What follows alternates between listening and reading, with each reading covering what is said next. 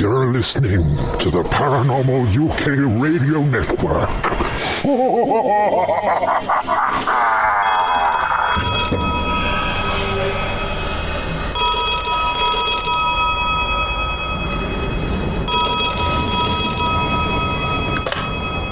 Hello?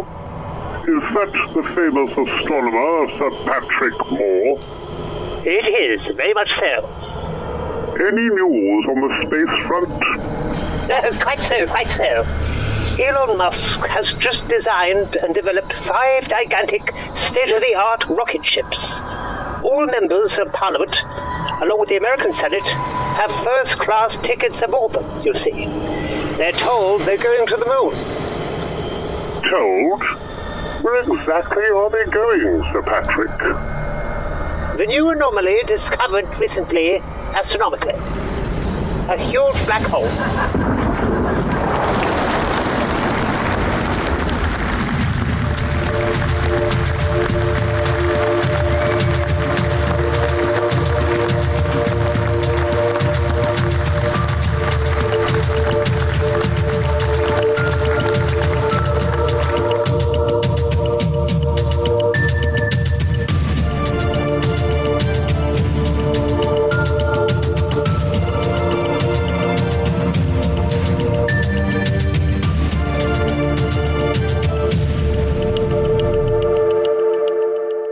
Welcome to Twin Souls. Your host Ronald Kinsella.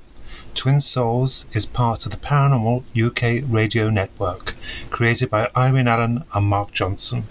And today's guest is James Thompson to discuss his book, Worlds Without Number. James is an author of many a work, and also a ghostwriter, and he's had 30 years of experience and ghostwritten 80 books, and the topic today is about the unexplained.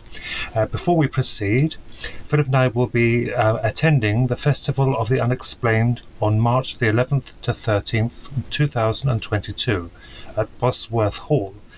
Tickets are available from them, this wonderful show, and it'll be incredibly informative with marvellous guests, and their website for the tickets is www.festivaloftheunexplained.com. So here we are with the wonderful James Thompson. Welcome, James. Thank you for appearing on Twin Souls. Your book, Worlds Without Number, it sounds fascinating. What exactly inspired you to write this work? When I was much younger, I had some people in my church who related their experiences. And in life, you tend to believe some people more than others. And the closer they are, like a family member or a church member or something, the closer they are to you socially or culturally, you tend to believe them more. And whereas I might have just kind of blown off someone else's, account of their experience, because these people were very close to me in the church, I tended to listen to what they said because I did not feel that they had made it up, and I did not feel that they had lied to me. So it was their experiences that really got me interested. And so as a result of that, I eventually wrote the first book about 30 years ago. And now with government admissions that craft in our skies, whatever they are that are being seen and recorded, are not ours, but they do exist. I thought it was time to revive the research, do an updated analysis, and publish a new book on the subject. That's amazing. I think it's absolutely fascinating because, yes, the actual subject itself has always been, and let's be honest, taboo. We're talking about aliens or off-world people, wherever they may come from. But you also delve into the creation of the universe. That's a paradox in itself, isn't it? Yes, it is. And the reason I do that, and my book is focused on a particular audience. I'm a member of the Church of Jesus Christ of Latter-day Saints, sometimes known as the Mormons. And there are about 16.5 million of us. And we have a well-developed doctrine, well-developed understanding of things. And so I write to that audience. Now, people who are not members of that audience could take a lot away from this book, but you kind of have to be an insider, if you know what I mean, to get the full value out of the book. So in order to make my case and make my foundation for my case, I go back to the very beginning, in the beginning, let there be light, and all of those kinds of things. And I lay it out within the framework of church doctrine that these things exist, and the prophets tell us they exist, but these other things that are presenting themselves are new to us. So do they fit within our gospel orientation, that paradigm that we have, or do they seem to be outside of it? And if they're outside of it, what does that mean? Yes, that's fascinating. I mean, when I was at school, the only thing the teachers told us about the universe was it started with a big bang. And right. I mean, as a kid, I was fascinated, but I thought, but what caused the big bang? And the teacher actually stood up and said, you don't question.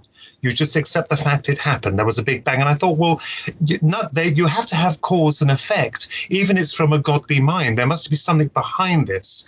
And it goes even further than that, which, as your book, it absolutely sounds wonderful and fascinating, James. It's the fact that, what was there prior to that? Was there just blackness? Was there just infinity of nothing? I don't believe that. I'm not religious, but I believe in God. I believe in a deity, a mind behind all of this.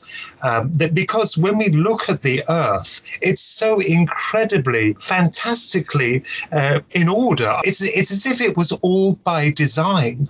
Evolution took a painful step of, initiating us as we are now, intelligent hominids. But it just seems so just perfect. Even the positioning of our planet from the sun, it's just too perfect. It's probably 1 trillion to 1, but it just is. So as you're stating from your work, that yes, it is good that these people now, your fellow audience, are wonderfully open to the fact that there might be something new that we haven't been aware of that is visiting us. Well, and I'll tell you this, my church is unique almost in its belief. The doctrine, the revelations come down to us that God has created trillions of earths exactly like ours and populates them with people much like us, his own spiritual offspring. So for us, that's the starting point, which is much different than most people. Most people, whether religious or secular, they don't feel that there's room in their philosophy for other beings living throughout the universe. Now that has started to change as the realities of these craft in our sky have become something that's undeniable.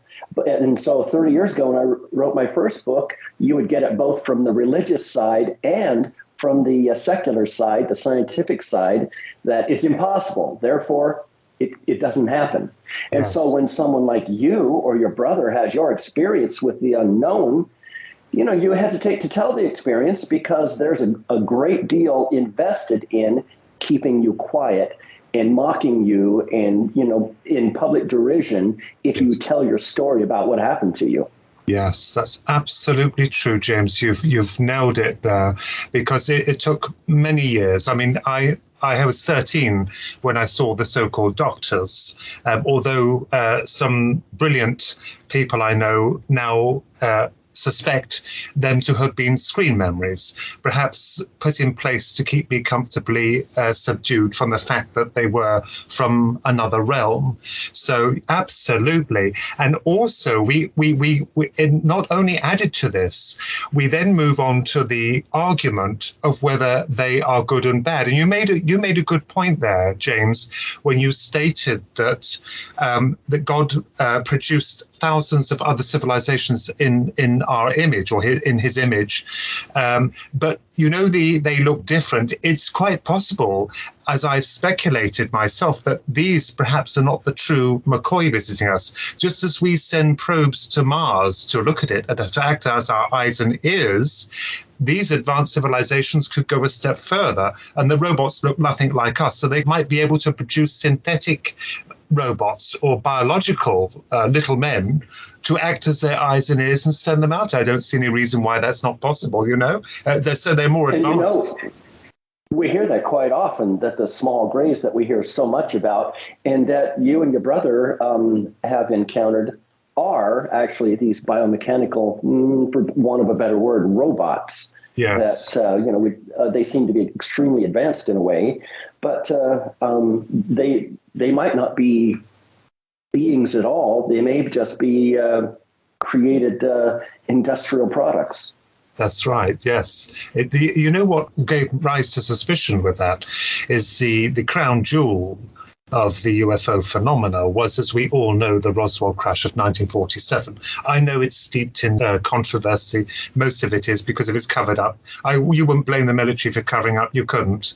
But if it was covered up, that I speculated that a ship so advanced, so incredibly advanced, could just haplessly crash. There is argument that it was brought down by Mother Nature, but I published this in my book, The Digital Demon, where I believe it was a Trojan horse. To a degree, it was sent down deliberately. It was made to look as if it crashed by accident. What are your thoughts on that? Well, in the first place, I have heard a lot about UFO crashes over the past few decades, and I'm highly suspect of craft that skip from one galaxy to another or from one star system to another, and then they get within Earth's atmosphere, which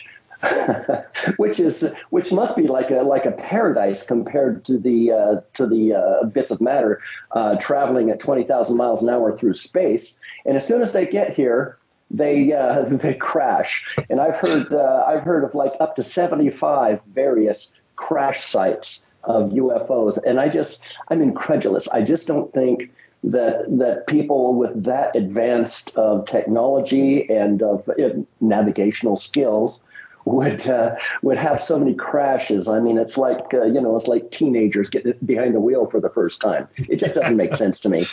Yeah, that's right. Or they're downed a load of Jack Daniels and got Plucky in the ship. Joyriders. Yeah, maybe it was their first shore leave or something like that. Who knows? I think your book is going to be wonderful, this Worlds Without Number. You're right, James, what you said. Anything that is does not conform to rational thought is poo-pooed, or it is taboo. And I kept thinking as well about if we imagine the absolute size and weight of the planets themselves, Earth itself. And then we look at the incredible solar system we are in and the rotations per minute, hour, day, and the year. I'm also referring to the synchronized orbit with our sun.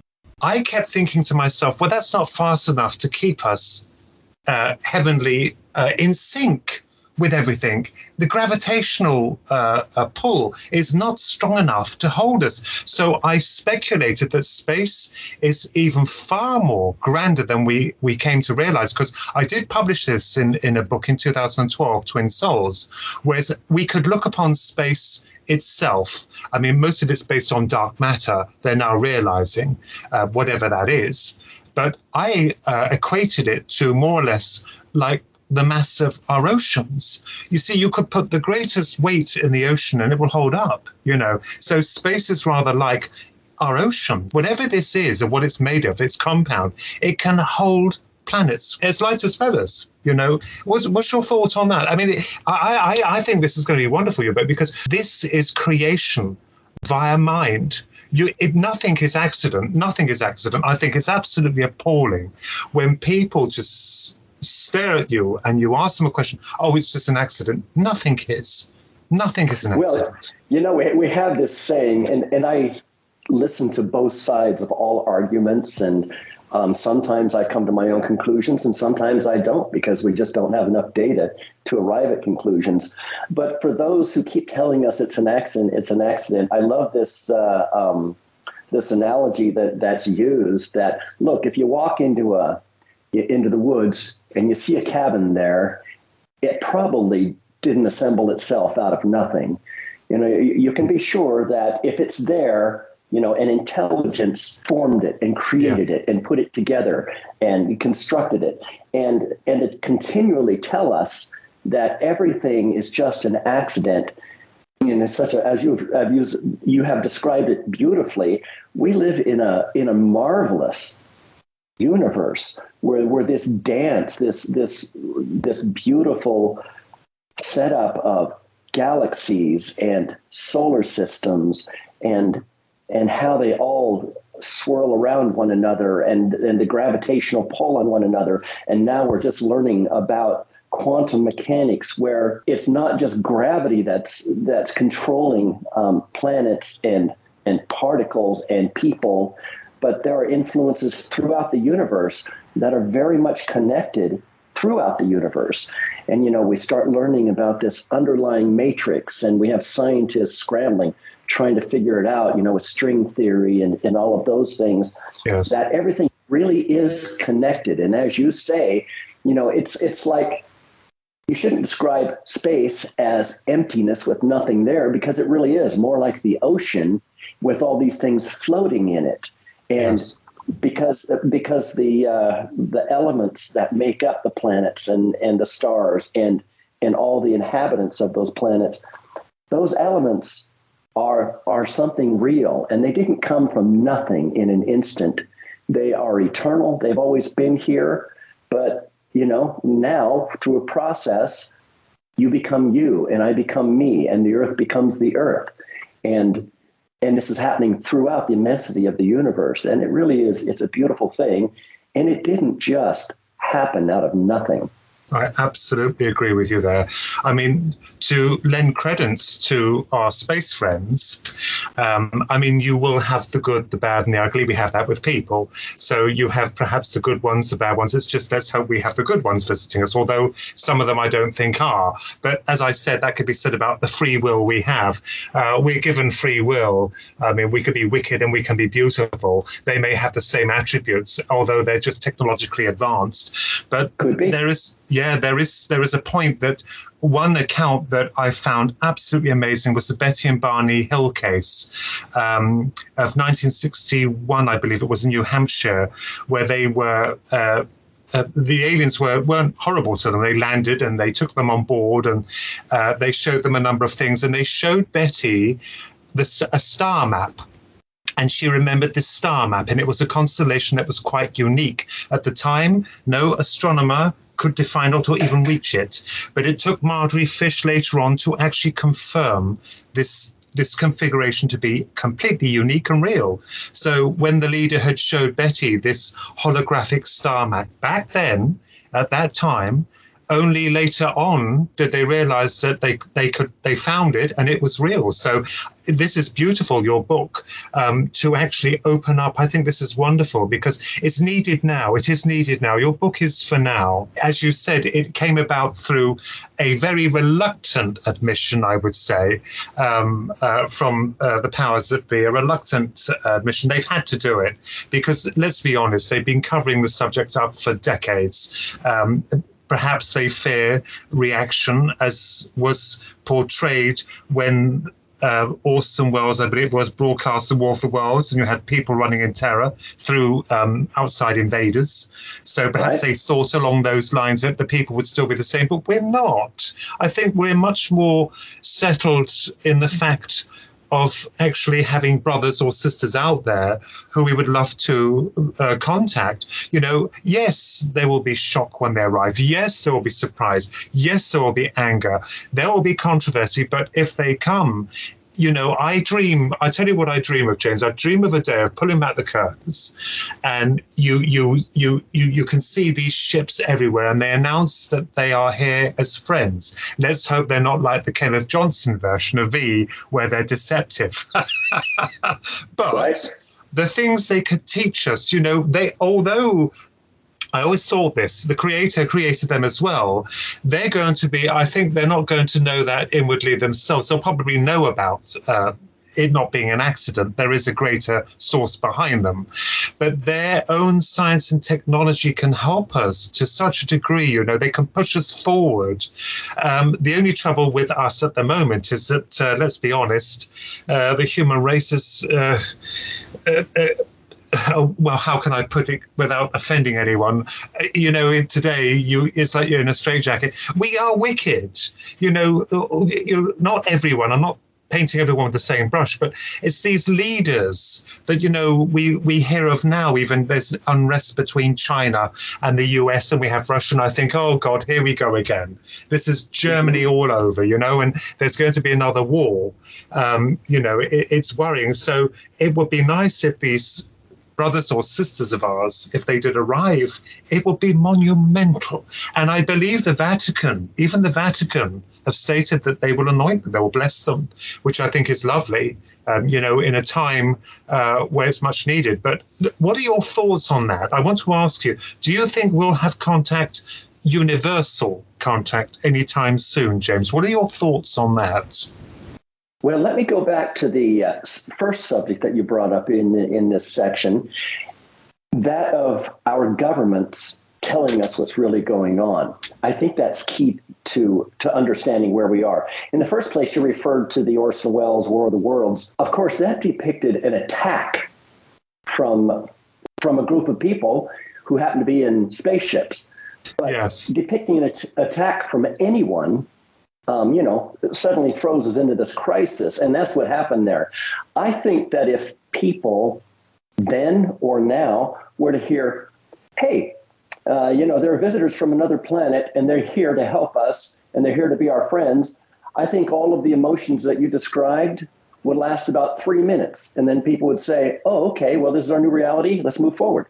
I know that when I was a little boy, you know, we were raised on Star Trek, for instance, and we were all very open to the idea of other people coming to our planet and reaching out a hand of in peace and saying, and here's some technology that might be able to aid you in building your civilization and your cultures without polluting your world, for instance, or without using up energy, you know, which, again, our energy sources now are not that healthy for us or for the world that we live in. So, but it's always, let me put this in a certain way. There's a dichotomy of the visitor experience. There's the nuts and bolts spacecraft that make up what the military and government might be interested in. And then at the same time, there's the visitors or others aspect that has bizarre behavior, that has a strange message, and the message is often convoluted and often an outright lie. And then we have, you know, geniuses, you know, like Jacques Vallée, who have paid a lot of attention to the message and its historical aspects. Like, this message has been coming for a long time in different contexts. So when I see our governments and military encountering nuts and bolts craft, and then at the same time, they're very much aware of contacts that are being made with, let's say, beings who claim to be the occupants or pilots of those craft. And we see that the nuts and bolts side is completely different and divorced from the occupants and the message side. It doesn't surprise me, and I do not blame the government or the military for lying to us for all those years. Because how could they come forward and say, hey, Americans, hey, citizens of the UK, we have made contact with people that are not from our planet. And by the way, they're really weird.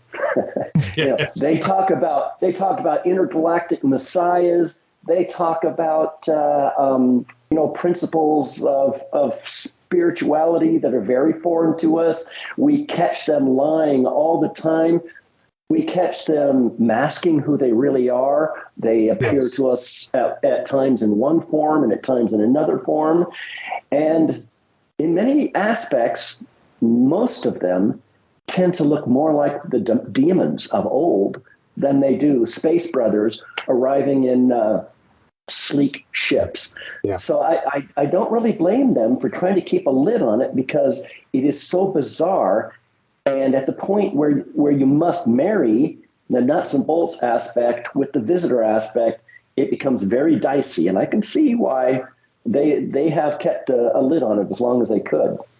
Yes, that's a very good point you raised there, because I actually do in the book I've written, The Digital Demon, we look into the demonic aspect of these things, whether people actually are being deceived by something. I mean, it is, again, controversial, because you have people who are vehemently against it and others who would think, well, hang on a minute, it might be quite true. The scriptures might well have been accurate, although the stories are vague of Lucifer and the battle, the war in heaven, and how he was cast out.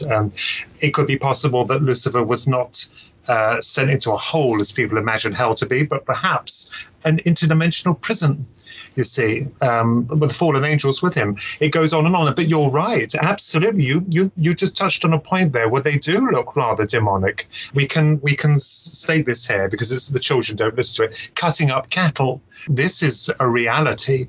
I mean, I know quite a number of people who have researched this, and it's absolutely true. It's not cult groups or the military. The military is used to clean up after it. As I said before, like ourselves, you'll have the good, the bad, and the ugly. As again, it comes down to free will, how they utilize their technology, for what gain. But yes, you're right, absolutely, the nuts and bolts and the ethereal. Yes, it's strange. I actually wondered about that, and I wondered if it's possible that these things are also from another dimension. And then we move down the rabbit hole there because we're looking at space itself. But why not dimensions as well? I mean, with our science, we're realizing more and more that time travel will be possible in the future. They're not going to get the results they think they're going to get. I don't believe I've written about this as well, because the future is completely full of billions of variables that are interchangeable all the time. A decision here, a decision there, one little thing can change everything. So, but yes, absolutely, this demonic aspect is reported quite frequently, actually, especially with these alleged aliens. I wondered sometimes if something very dark is imitating the real ones. So if people are visited by good people from the stars like Betty and Barney Hill, that something else is mimicking them and taking these people up and performing horrendous experiments on them. It's quite possible, as I said, as we go down the rabbit hole, James. Well, this is something that I do develop in my own book. As you might imagine, because I approach it from a religious viewpoint, I talk very much about spiritual aspects, demonic aspects. And again, I don't come from the viewpoint of, let's say, a Christian fundamentalist who says this is the only planet with people on it, and therefore everything else is satanic. That's not it at all. I'm just saying that, hey, okay, there are trillions of planets out there with people more or less like us, whatever that is. What is human? Is human 9 feet tall? Is it 3 feet tall? Is it black or is it white? Is it fat or thin? Is it, whatever it is, we are it. Because on this earth, we have humans that are, really tall and some that are really short, some that are light skinned, some are dark skinned, and, the hair is different, and, everything's different. So what is human? But then when you get too far outside of, what is the image of God? If we're creating an image of God, what is that? What can the outer boundaries possibly be? Is a praying mantis that's 7 feet tall or 15 feet tall, as I've heard of, that bears down on you with psychic ability? Is that in the image of God? I don't know. That's bothersome to me. It troubles me to read those accounts. Yes. But are these real beings? I don't know. We could be, just because we know, again, from a religious viewpoint, we have faith that there are trillions of worlds just like ours out there. Does that mean we're being visited by any one of them? We don't know. If there is a Satan and if there are demons, do they counterfeit what's real and twist it for their own use? The answer is a resounding yes. So that's something we have to keep our minds open for. So as we throw our arms open and say, welcome, space brothers, I think we need to be just a little bit careful. Yes. Yes, as we send out the welcoming committees. Yes, absolutely, and also their intentions. I think Kenneth Johnson with the miniseries that was done, the 10-hour miniseries that was done in the 80s, he portrayed that so incredibly. I mean, he's a genius. I love Kenny Johnson to bits. He's a producer who's done The Incredible Hulk, The Bionic Woman. He's produced V and many others. But his portrayal of that day when we open up the curtains and their ships are hanging there, and they're these beautiful people who come down from the ships, and they're so lovely, and they wear a lovely smile, but really they're crocodiles underneath. They're reptilians. They're disguised as people. The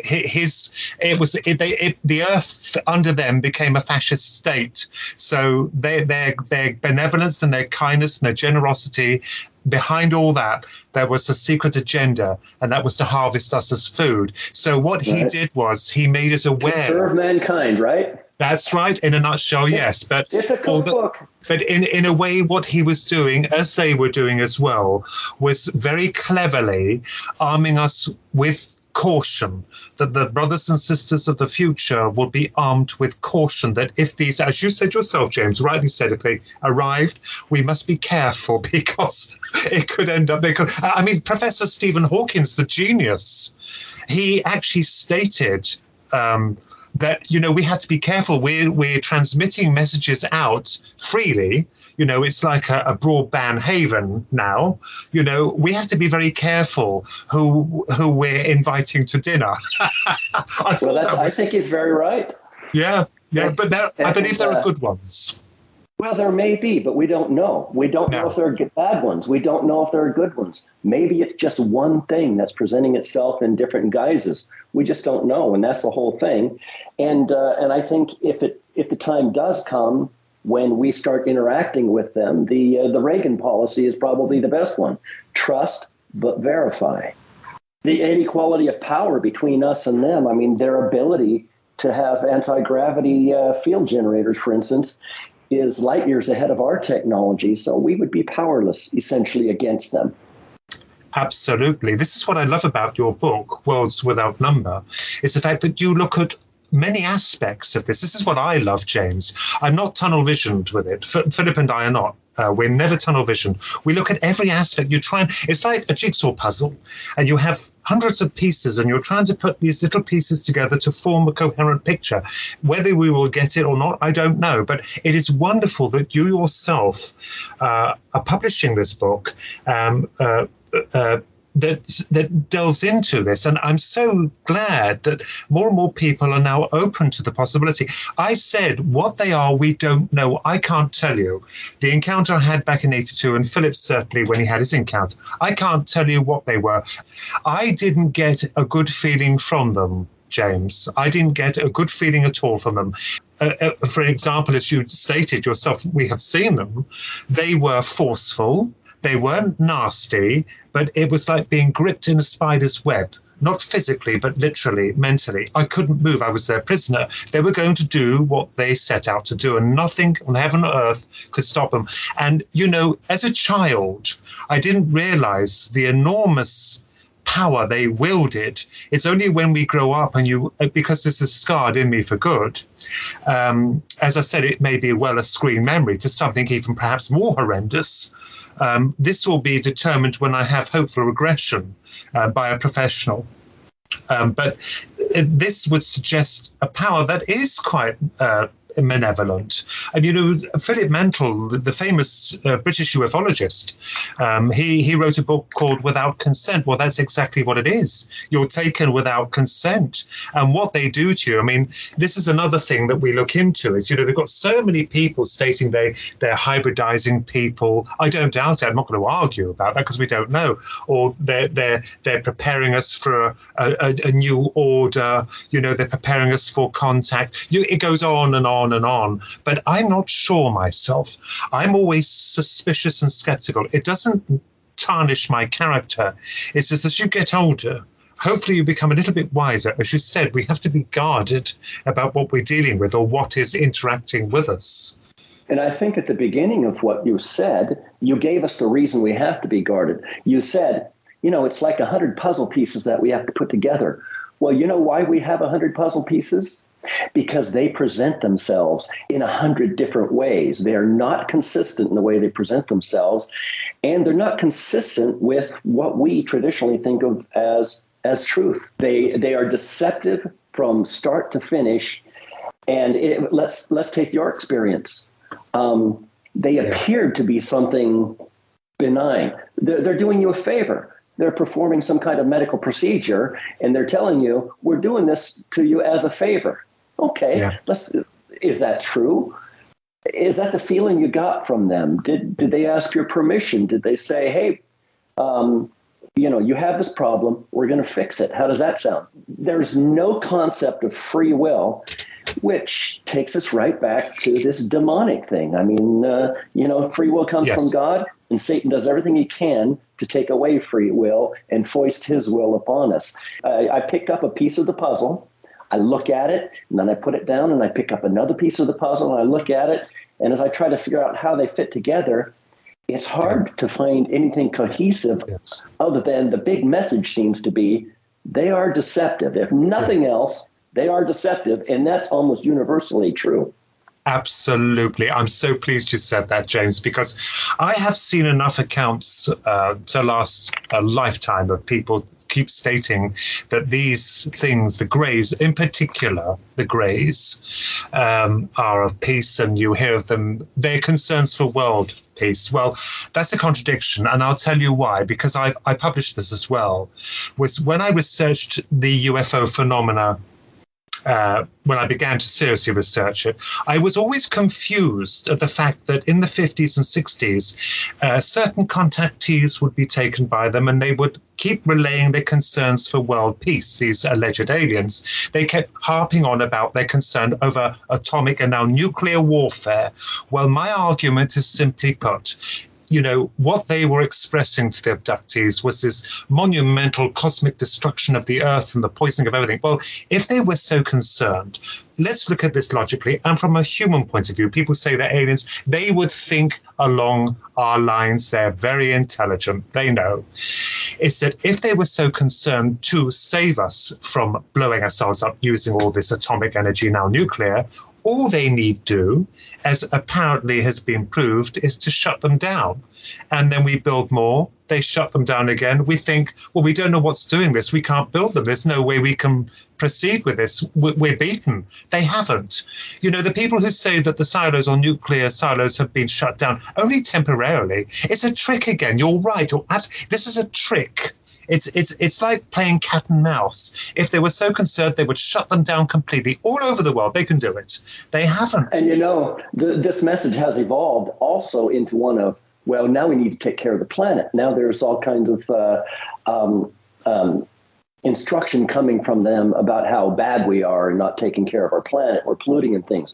Well, along with what you're saying, all they had to do was hand us a Bob Lazar element 115 generator, and we would have limitless power. They could supply us with the little power discs containing element 115, and that would take care of nuclear power. It would take care of pollution. It would take care of all of the world's ills. If they would just give us some new energy form that's cheap and easy for them, and that rescues us from these problems. Yet they haven't done that. Why not? Because they don't care. They don't care about pollution. They don't care about nuclear holocaust. They don't care about us. That's my fear. I won't say it's my conclusion, but it's my fear that it's deceptive. People will state that, having said that, their law is to not interfere with us. But aren't they doing that already? They're interfering, so they've broken that protocol. I mean, absolutely. I mean, you're a man after my own heart with that. Because, as I said, I have gone into the demonic aspect in Digital Demon, where we question about them, and it wouldn't surprise me at all. Deception, always deception. I find that, when you actually, even this, you feel like you're in a straitjacket. If you do go online and you announce this, a book is easy because the only way people can attack you, and they have attacked me, actually, on Amazon, I've been attacked for it, right. it's only through reviews. They can give you disgraceful reviews to try and dent your reputation. And I've even had a lie made up about me. Someone actually stated this when this book came out, because it refers to them as possibly being demonic in nature. Although I suspect it's just sheer nastiness, James. I've made some enemies going along this path. What they stated was that I actually beg for reviews to try and sell it. I'm desperate, basically. So desperate, in fact, that I tried even a cat forum. Well, that's nasty. So you will have your enemies out there. Yeah, it's good to get it out there. Yeah. It's good to get it out there. I think this is the first time I've announced it. You will have people. You will have people attack you because of their own arrogance. They can't look at other things. They can't open up their eyes and look at the possibility of these things perhaps even being demonic. I have suspected this for quite a while. I mean, but there again, if it doesn't fit with their narrative, they can be quite nasty, can't they? But deception.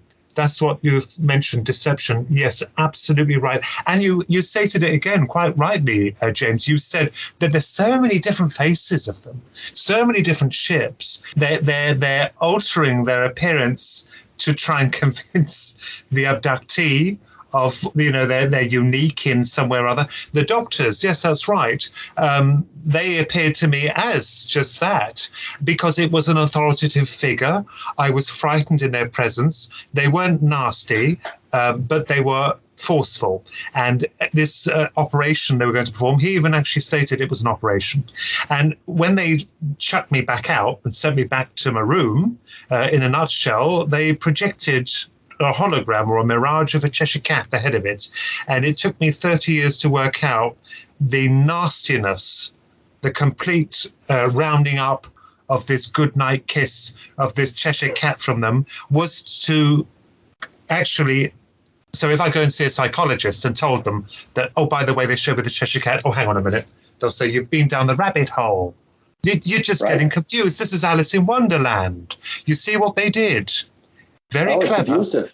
Yeah, that's right. It's manipulation, it's propaganda, and it's deception. Yeah.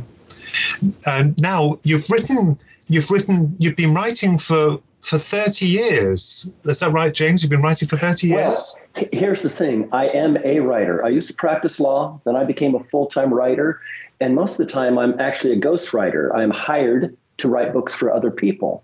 I often do biographies, autobiographies and memoirs and things. So that's what I do most of the time. So 30 years ago, I wrote a book about UFOs and all of the attendant things that go with that, the hitchhiker effect and all of those kinds of spiritual aspects, the deceptive aspects. And then I put it away. Because I am not the type of person, I kept up on it, but I didn't speak about it. I didn't write it. I don't go to conventions. I don't hold myself out as anything. I'm an analyst. That's all I am. Sometimes I get in and do a little research, but I don't even do much field research. I'm basically just an analyst. And I have this thing, like Nietzsche said, if you stare at the darkness, at some point, the darkness begins to stare back at you. And I know that people who start looking into UFOs and people who study all kinds of related phenomena, like at Skinwalker Ranch, for instance. Yes. They start to find that whatever it is they're studying there tends to follow them home, even if home is across the globe or across the continent, and they start having similar or other types of paranormal phenomena occur in their homes with their families. If you see a nuts and bolts ship in the sky, and then 2 days later, and you don't tell anybody, 2 days later you have visitors at your home who look almost normal but not quite, who tell you never to talk about it, and then you have things levitating themselves around your home for the next 6 years, you have to stop and think about what's really going on. Am I really seeing nuts and bolts things in the sky or not? And I just decided not to live in that rabbit hole. I was willing to look down it for the benefit of sharing, for making a report to those people I cared about and saying, hey, look, I want you to understand this is going on out there.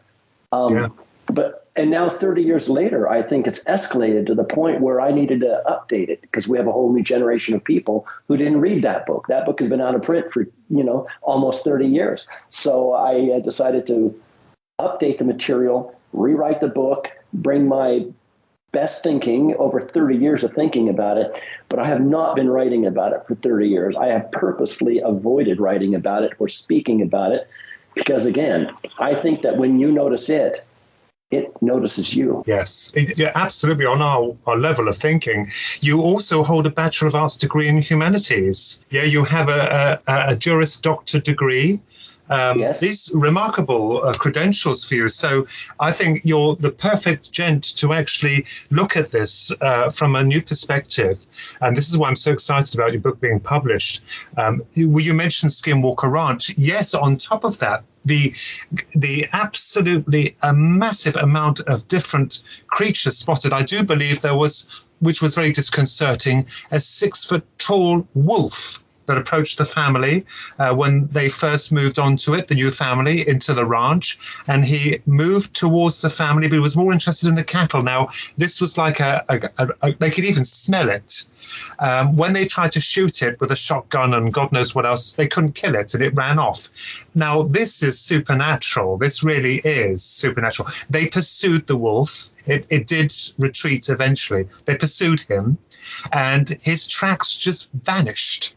So, and when they returned to the chunk of meat that was dislodged from it through the rifle, it did dislodge some flesh. They stated that the flesh was rotten. Well, that to me suggests time difference. So whatever this thing is, it is able to manifest these things, or they are being manifested in a way where it's to do with some kind of time displacement. I said to Philip, I kept thinking about why that was rotten, that piece of flesh, when they returned so quickly afterwards. It's as if it'd been there for a few days. That would be time displacement. And these things come through a portal, it's been known. And they've even seen werewolves. I mean, the dogs have reacted. They can sense these things. So right. Yes, you're right, what you mentioned about that. It is almost demonic. Yes, and if not demonic, I mean, to the extent we even know what demonic is, I mean, we have, as I say, in our church, we have a well-developed doctrine about those things. We believe that demonic is, at the time there was war in heaven, all of the spirits that were there were the spiritual offspring of God. 1/3 rebelled and were cast down as spirits to the earth. The other 2/3 are us. We go through a process of being born under the earth, then we're resurrected, then we're taken back, judged, and then we receive, heaven, various degrees. In my house are many mansions, that sort of thing. Yes. But then there are those 1/3 of demonic spirits whose only aim is to destroy us and destroy our ability to fulfill this plan that God has put into place for us. And demonic, if that's all that demonic is, and it presents itself in many forms, then I can see where, let's say, skinwalkers, through yes. tribal people who make pacts with the devil.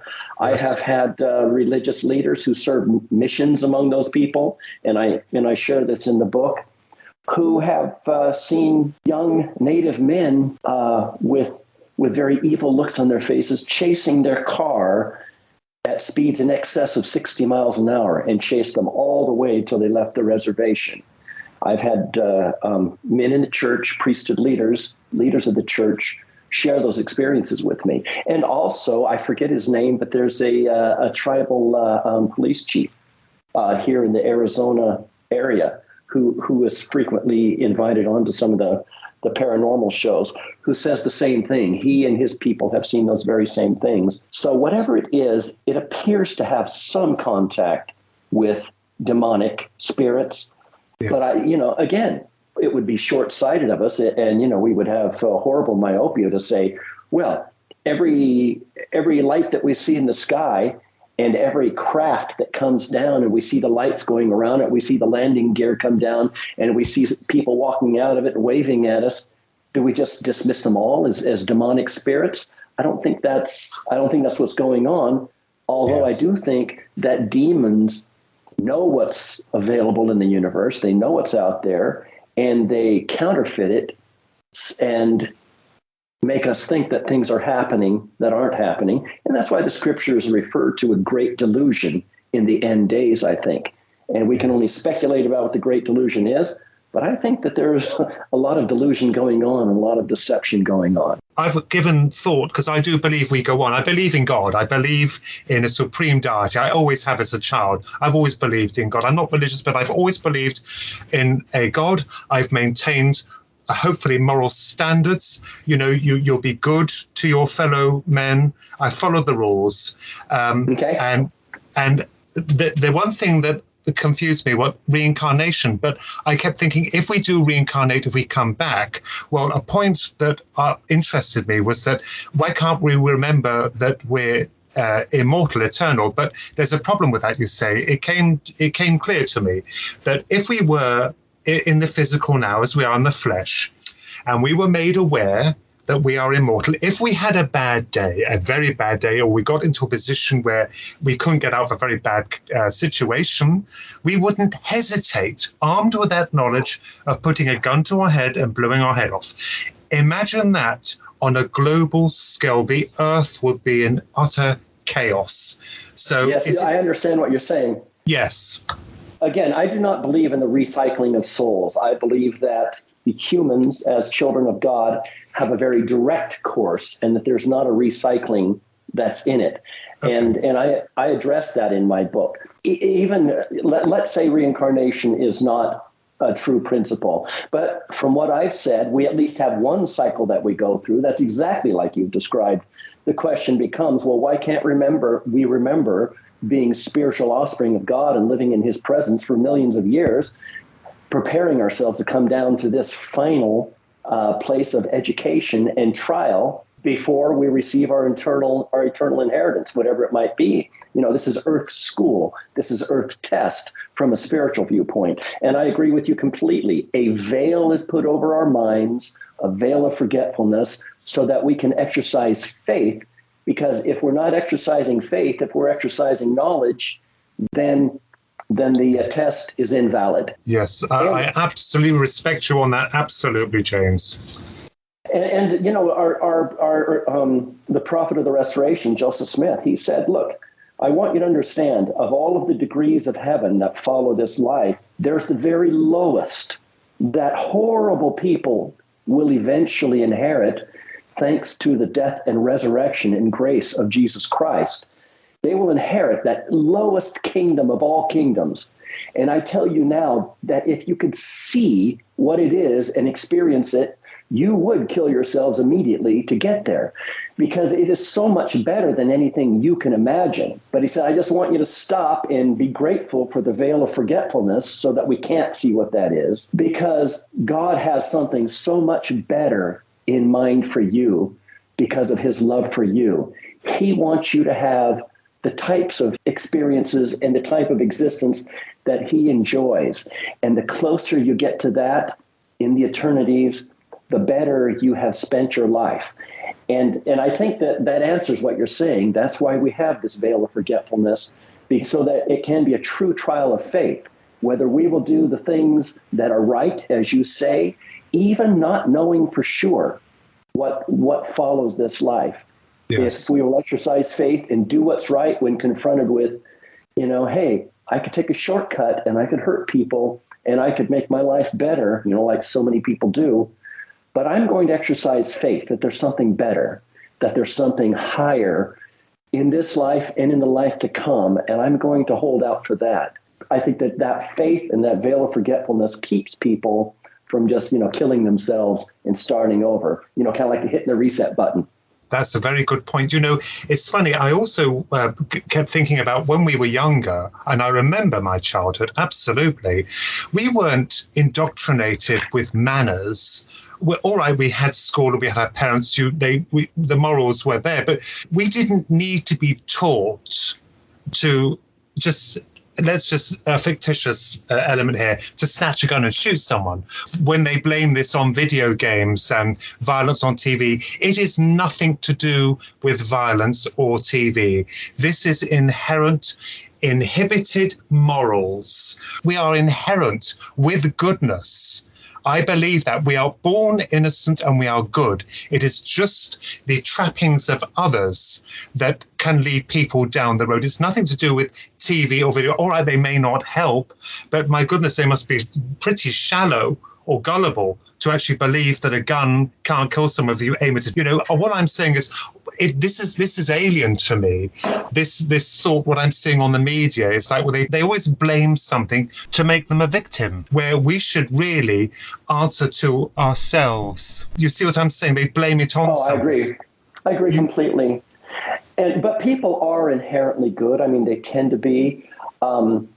Again, if you come to Earth from a religious viewpoint, and again, specifically from a religious viewpoint of the Church of Jesus Christ of Latter-day Saints, who depends on modern revelation for some of its information, 2/3 of the hosts of heaven stood on the side of God and the Savior and said, yes, we will go down and fulfill this life. And 1/3 said, no, we don't want to do that. We want all the power and glory without any of the effort. And they rebelled and came down here.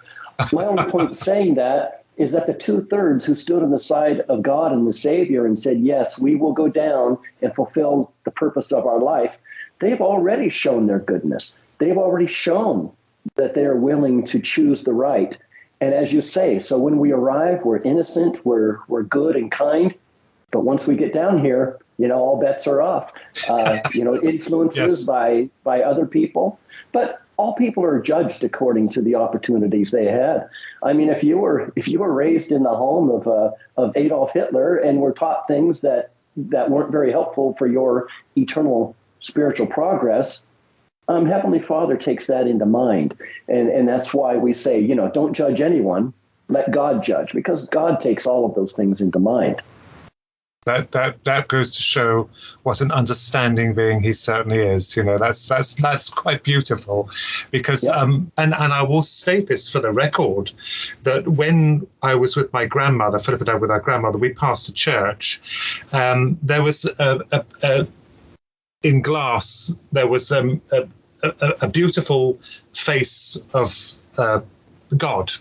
And when I looked upon this face, I said something, I had published this as well. I said to Grandma, that's not God. She just looked quizzical. I said, well, God's never incarnated. That's what I said to her. I didn't use the word incarnated. Basically, he's never come down to earth. But I thought that's not him. They've got him wrong. Basically, That's what I was saying. And I think she was very bemused by that, So even as a child, I was aware of this infinite beauty that had created the cosmos, designed it, this wonderful Father. We have to give it a name. I'm not being disrespectful calling it it. I wouldn't be rude. It's just that as humans, we have to have models. We have to have diagrams and names to identify something. And I think it's quite nice that they've. And we're surrounded by a lot of efforts to do that, aren't we? To personify yes. God in a way. But I always knew there was something, and that was the magic of a child, knowing that there was some grandness behind all this. All right, I was too young to know of the cosmos. I was too young to know of the morals at the time of.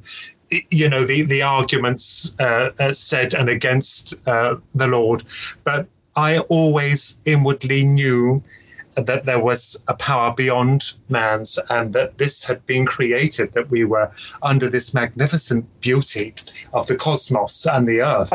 And I think most of us are born with that innate knowledge, in the same way that animals are born with their instinct. The bees understand how to be a bee and where to fly, and how to yes. do the bee dance. And yes. every animal has thousands and thousands of behaviors that it knows spiritually, or there are theories that it may be ingrained in in their little brains somewhere, but I don't believe that. I believe that bees have little bee spirits, and dogs have little dog spirits, and that humans have human spirits, and that we're born with innate knowledge and understanding of the types yes. of things you're talking about. And I believe that humans are essentially good, but we do teach each other sometimes how to be bad, don't we? Yes. Another thing, a point.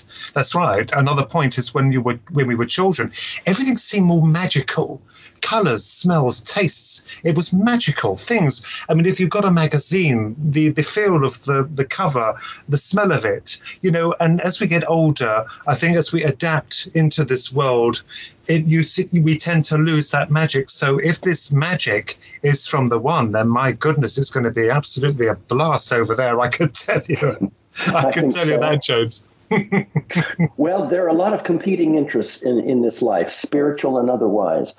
And I think that we find ourselves, as we talk about things like UAP, UFOs, Bigfoot,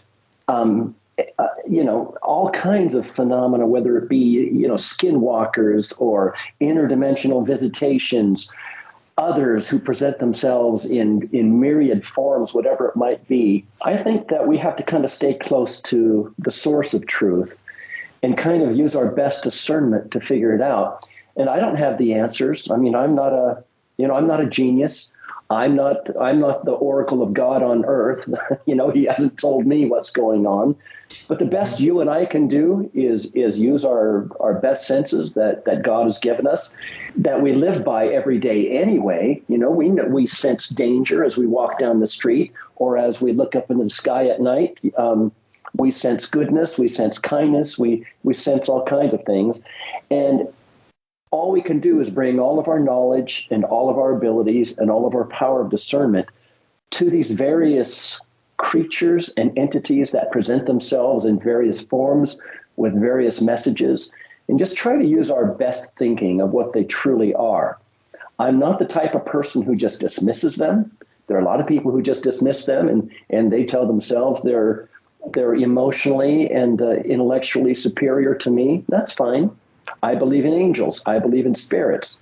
Do I believe in aliens? I don't know. I believe in humans that live on other planets. I believe that the universe is teeming with life, which is something that many scientists are just coming to understand. Yeah. Does that mean we're being visited by beings from another planet? I don't know if we are. Maybe what we're being visited by has always been here. Maybe it's something else. And I'm not the first one to say that.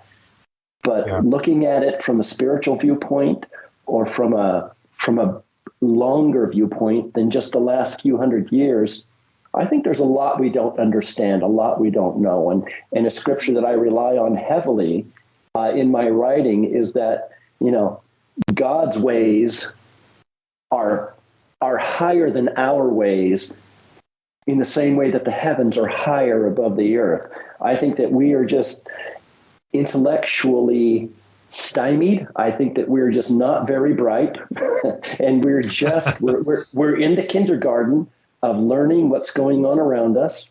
Yes. And unfortunately, we don't live long enough to really become that intelligent. So in many ways, we're kind of like kindergartners sitting around trying to figure out a new iPhone. We're going to figure out a few things, but we're not going to figure out most things, especially when we open it up and start looking around inside. We can compare it to things that we understand, but we're really not going to understand it. Now, with some help, with outside help, we might come to understand these things better, whatever form that help might take, whether it's from God, whether it's from our brothers and sisters on other planets coming to visit, saying, hey, James, here's how you create an anti-gravity torsion field and, let it bless the people of Earth. Yeah. And, now you're not going to have any more problems with pollution or trying to get energy. Now you can deliver water, potable water to everybody who needs it. Now you can grow enough crops for everybody who needs it without polluting your planet. That would be nice. Yes. Of all of the hundreds of thousands of encounters with the unknown, not one of them has said, hey, guys, here's what you need to overcome your problems. No. Yes, absolutely true. Which is why I look kind of askance at the entire phenomenon, saying it seems like something else. Yes, I agree with you absolutely on that. And that's beautifully put, James. Would you believe it? We're coming to the end of the show, but I want to just say as well, you've written a book with your daughter that's being published next year called Brit Axton. Yes. Well, we're still writing. We just finished up volume 3. We're not sure how we're going to publish it. We're speaking with one publisher now. We're speaking with an agent. We were a little more sure that it would be published next year. But with COVID kind of slowing things down, now we're not sure about the timeline. But we're still claiming next year. But we may have to update that. But we love writing in the spirit of Nancy Drew and Teen Sleuths. We just love it. I think she's going to be a young version of Lara Croft. Brit Axton, the name is beautiful. And as you said, you've co-written it with your daughter, Bridget.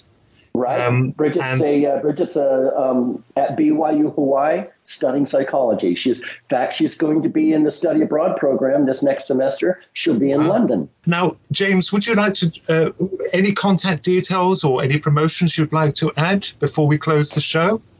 Well, all of my websites and all of the books I work on and all of the services I provide, I have a central kind of a professional website, just jamesthompson.pro. And then you can get to the other websites, like if you want to learn more about my ghostwriting service, it's ghostwriterus.com, but you can get there from jamesthompson.pro. If you want to share your experiences with the unknown, there's ufodisclosure.us. But again, you can get there from jamesthompson.pro. Smashing. James, thank you very much indeed. It's been an absolute pleasure chatting with you. The pleasure's mine. Thank you, Ron. You're a super gent, and we would like to have you on. And next time we will have Philip with us. So I look forward to it.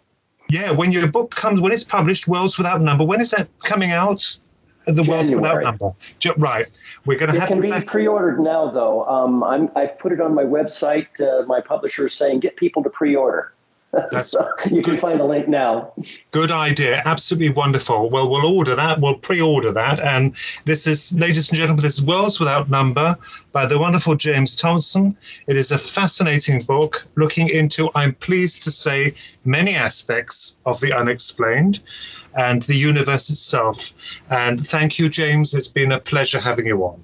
All my pleasure. Thank you so much, Ron. You've been listening to Twin Souls under the Paranormal UK Radio Network. Thank you for listening.